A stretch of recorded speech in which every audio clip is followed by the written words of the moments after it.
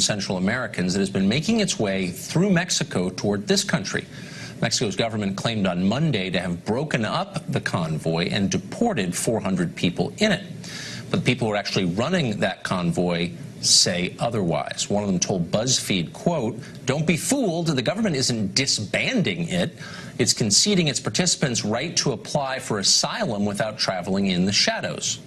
Either way, we have no reason to trust the good intentions of the Mexican government.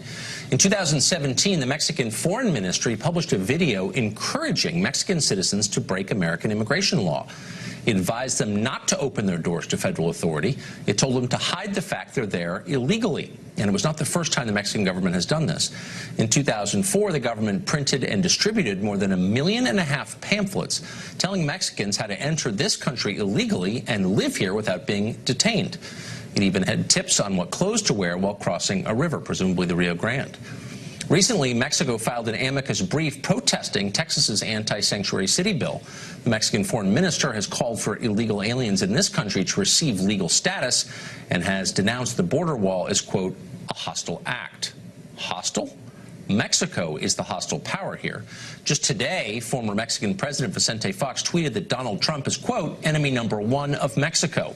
He then retweeted someone else who suggested that if a dispute does happen, Trump will, quote, probably give back the state of California. The implication, of course, is that Mexico really owns California. In a 2017 poll, 65% of Mexicans said they viewed the United States unfavorably. 42% viewed America very unfavorably.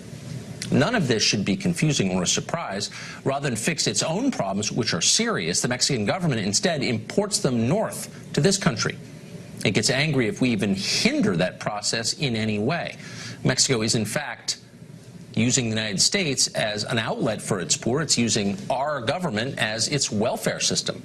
Democratic Senator Dianne Feinstein said that out loud back in 1993. She wouldn't say it today, but it's still true.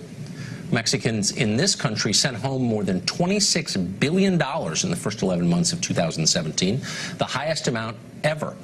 Remittances are one of that country's biggest sources of foreign cash, bigger even than oil exports, and that's saying a lot. The Mexican government is a corrupt kleptocracy whose economy is based on oil, drugs, and remittances sent from its functional northern neighbor. That would be us. It's one of the most unequal and racially biased countries in the world. And yet somehow our mindless, guilt-ridden media say it is racist to criticize the government of Mexico, which again is a racist government, run, by the way, by an overwhelmingly white elite that went to American Ivy League schools. This is insane. Mexico isn't sacred. It's a country, good and bad. But for the purposes of this conversation, it is a hostile foreign power whose interests are very different from ours, and we should treat it as such because it is. Jorge Ramos is an anchor at Univision. He's the author of Stranger, The Challenge of a Latino Immigrant in the Trump Era, and he joins us tonight. Jorge, thanks for coming on. Great to be here. So I understand why Mexico wants to export its poor to the United States.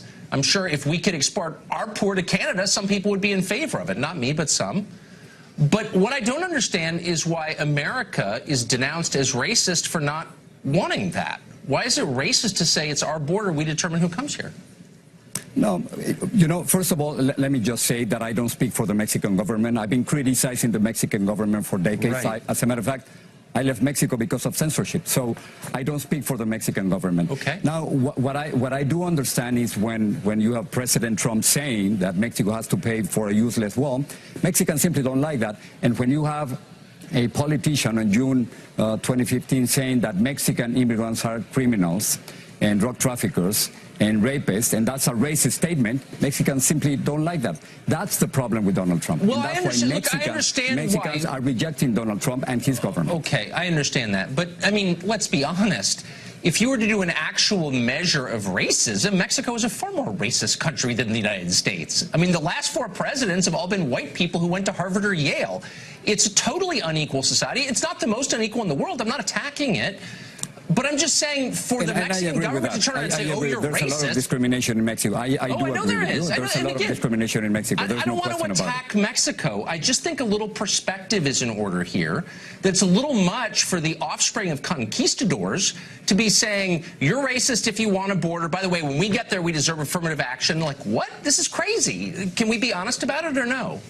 I think we can be honest about it. And yet there's discrimination here in the United States, and there's also discrimination in Mexico. Absolutely. Now, the United States does have the right to a border, a secure border. I have absolutely no problem with that. But I don't think that bringing the military to the border is the right solution. I think it's going to be a monumental waste of time and resources, the same as building this useless wall between both countries. I think what we really need is a legal system, a legal immigration system that works, and it isn't working right now.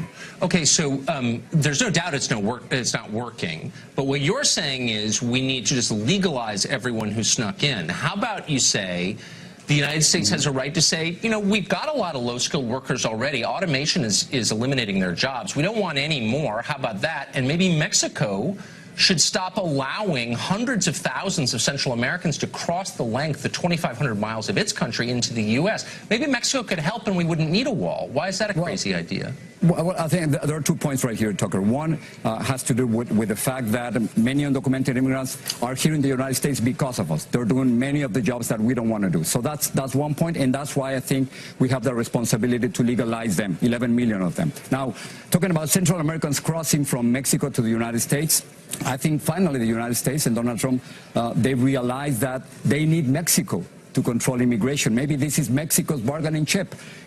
I think after President Trump said that Mexican immigrants were criminals and rapists, and after threatening to end NAFTA, and after trying to make Mexico pay for the wall, now he has realized that after all the attacks and insults, now he needs Mexico, and that's a reality. But wait a second. I mean, without illegal aliens in the United States, Mexico would collapse. As I said, remittances are the single largest source of hard currency in Mexico. And so can we just be probably not more than fentanyl or cocaine. That's probably number one, but we don't have the exact numbers on that. But why can't we be honest and say Mexico wouldn't exist without sending its poor here, and we should call on them to do something to control the border, and if they don't, why wouldn't we build a wall? I don't understand. Where's their obligation in this? You don't mention I wouldn't say Mexico wouldn't exist. As a matter of fact, Mexico existed before the United States. So that's a completely different story. And then remittances are incredibly important to the Mexican economy, but also you have to remember that there are many other resources. Tourism and oil are incredibly important. So I agree. It is and not that Mexico drugs. I mean, drugs are would not exist. It's not that Mexico wouldn't exist without the United States. That's absolutely false. No, but because the point, look, and actually this is America's fault, I do think, to a small degree, is we spend an awful lot of time trying to improve countries across the globe, but not enough paying attention to Latin America. This is a problem because the Mexican government is dysfunctional and its leaders steal the money and leave and have houses in Switzerland. So why don't you and people like you and me too put pressure on the Mexican government to serve its own people, and then maybe they wouldn't have to send 11 million people here to send money. I do agree with you. I do agree with you on that. I've been criticizing the Mexican government for corruption more than and I've said this government with Enrique Peña Nieto, more than 100,000 people would have been killed just in this government. So that's something that we cannot stand. And what I'm noticing right now is by having Donald Trump criticizing Mexico and Mexicans, now it seems that he's helping the most anti-Trump candidate to go ahead in the next elections that we're going to have on July the 1st. I mean, elections that I think you're voting in, by the way, since you're a dual citizen. I am. But can we disagree on this point? Sure. That a country that exterminated its black population, that is run exclusively by white people, that had a caste system based on blood until pretty recently, probably shouldn't be calling us racist. Can we let's take that out of the equation. This is an economic argument about who benefits from migration. It's not really about race. I don't think so. No, Topper. I think we should criticize both countries. If there's discrimination in Mexico, and there's a lot of discrimination, we have to say that. But when we have a president like President Trump, who's made racist statements, who clearly wants to make America white again by bringing. Come on. This is, look. When he said when he said that he wants to bring immigrants from Norway and not from Haiti and from Africa, don't you think that's a racist statement from the White House? Literally, so we have to criticize that. 85% of our immigrants are non-white. It's not a question of white or non-white. It's a question of whether Mexico gets to use the United States as its welfare system.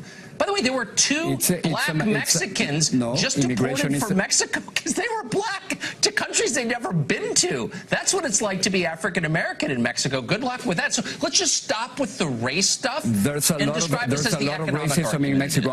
There's a lot of racism in Mexico, but immigration is simply a matter of supply and demand, and we have to understand it's an economic phenomenon. I agree. I totally agree with that. So let's drop the moral cudgel of race so we can have a rational adult conversation.